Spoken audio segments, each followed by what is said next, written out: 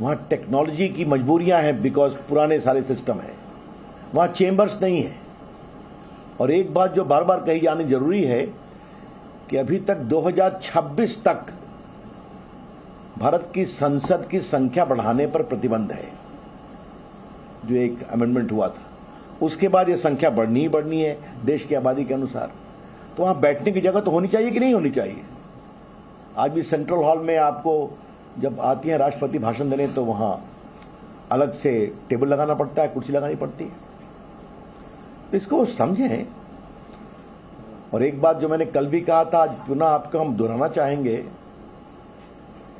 कि आजादी के 75 वर्षों के बाद भारत को भारतीयों के द्वारा बनाई गई संसद क्यों नहीं मिलनी चाहिए? मुगलों ने बनाया लाल किला और जमा मस्जिद और हुमायूं का मकबरा, ऐबक ने बनाया कुतुब मीनार, वो दावा करते हैं। अंग्रेजों ने बनाया north block, south block, Rashtrapati Bhavan, जो वाइस रॉय हाउस कहते थे, और संसद भवन। 75 इयर्स में आजादी के बाद हमने क्या बनाया? तो भारतीय उद्यमशीलता, भारतीय प्रतिभा और भारतीय वास्तुकला का भी एक परिचय भारत की संसद में मिल रहा है। और मुझे बहुत गर्व है कि जो संसद भवन है ये भारतीय संस्कार के अनुरूप वास्तुकला का एक बहुत उत्कृष्ट नमूना है।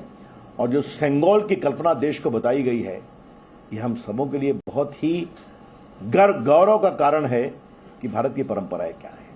तो आए देखें। हमने तो कांग्रेस के मित्रों से एक ही बात कहूंगा कि जो इतिहास आ रहा है, तो सेंगोल की परंपरा से तो आपके नेता भी जुड़े रहे हैं जो पहले प्रधानमंत्री थे। इसकी सलाह राजगोपालाचारी जी ने दी थी जो गवर्नर जनरल थे। तो आइए उसी ऐतिहासिक धरोहर को देखने के लिए आ जाइए। और एक मैं अंतिम बात कहना चाहूंगा क्या ये शिलान्यास में आए थे क्या संसद भवन के? बस हम नहीं आएंगे, हम इसका विरोध करते हैं। क्या आज तक ये सरदार पटेल के स्टैच्यू ऑफ यूनिटी पर 2 पुष्प चढ़ाने गए हैं, जिसके जहां पर लाखों पर्यटक आते हैं हर हफ्ते? भारत का मान है, दुनिया की टॉलेस्ट स्टैच्यू है वो, वहां गए हैं क्या? ये जो इंडिया गेट के पीछे सेना का मेमोरियल बना है, जो अपने आप में वर्ल्ड क्लास मेमोरियल है, वहां गए हैं क्या है एक बार भी परमवीर चक्र विजेताओं को डिजिटली प्रणाम करने? नहीं, क्योंकि इसको मोदी जी ने बनवाया है, यह उनकी परेशानी है। भाई आप नहीं किए, मोदी जी चुनकर आए, तो ये हो रही है ना बात। और एक बात मैं अंतिम स्पष्ट करना चाहता हूं, राष्ट्रपति जी का पूरा सम्मान है, हम सभी सम्मान करते हैं। आज मैं राष्ट्रपति जी के पद को विवाद में नहीं डालना चाहता कि कांग्रेस के लोगों ने उनके बारे में क्या क्या कहा, लेकिन भारत का प्रधानमंत्री भी संसद का एक महत्वपूर्ण पार्ट है। भारत के प्रधानमंत्री जो बहुमत के नेता होते हैं लोकसभा में, उन्हें ही अवसर मिलता है प्रधानमंत्री के रूप में देश को चलाने का। तो वो भी एक संवैधानिक दायित्व रखते हैं। और आज मैं आप लोगों के माध्यम से देश को बड़ी विनम्रता से बताना चाहता हूं कि इस देश में सिर्फ 4 प्रधानमंत्री हुए हैं जो जनता के द्वारा चुने गए हैं। पहले नेहरू जी, दूसरे इंदिरा गांधी, तीसरे अटल बिहारी वाजपेयी और चौथे नरेंद्र मोदी। बाकी किसी और प्रधानमंत्री का हम कोई अनादर नहीं करते, लेकिन जनता ने नहीं चुना था। मुरारजी भाई को नहीं चुना था, लोकनायक जेपी को वोट दिया था। राजीव गांधी के समय इंदिरा गांधी की हत्या की सहानुभूति थी। नरसिंहा राव कैसे हुए, देवेगौड़ा, गुजराल जी कैसे हुए, चंद्रशेखर, पीपी सिंह, हमें बताने की जरूरत नहीं है। प्रधानमंत्री भी संसद का एक पार्ट होता है।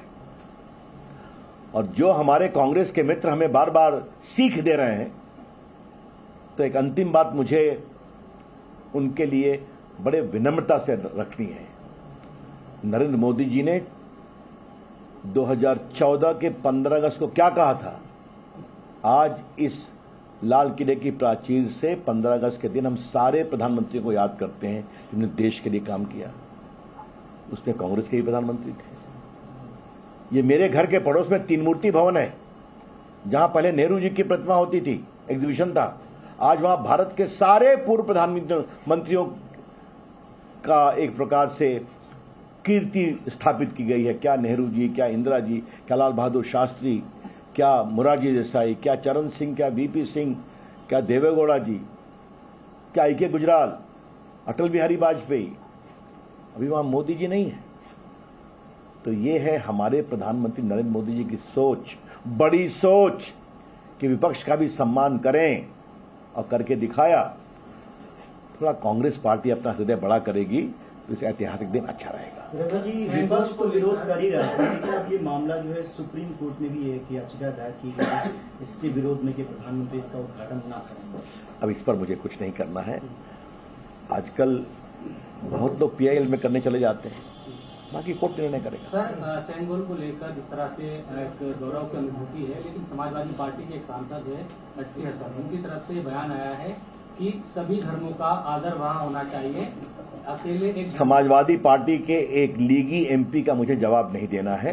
भाजपा उत्तर प्रदेश के प्रवक्ता हैं, उसका जवाब देंगे। सर, एक जेडीयू की तरफ से बयान आया है, उसमें ये कहा गया है कि अगर पार्लियामेंट सही उद्घाटन होगा तो हम जब सरकार में अगर आते हैं 24 में तो इसमें कुछ और काम कराएंगे, इसमें संसद नहीं चलाएंगे। मैंने दिन में सपने देखने पर तो कोई मनाही नहीं। 24 की बात 24 में देखी जाएगी।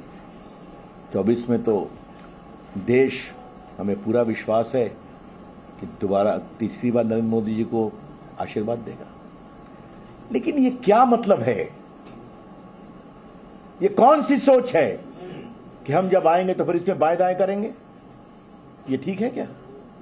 संसद विवाद से ऊपर करिए। संसद देश के लिए होती है, और हमारी सोच क्या है और मोदी जी की सोच क्या है, अभी मैंने तुरंत बताया आपको। सर, कर्नाटक में थैंक यू। प्रियंक खड़गे से जब आप आज जब थैंक यू। हाँ, और कुछ केरला स्टोरी की प्रधानमंत्री जी ने भी उसके जिक्र किया, आपने भी किया, बीजेपी वहां पड़े, आपने भी देखा, हम लोग जी न्यूज।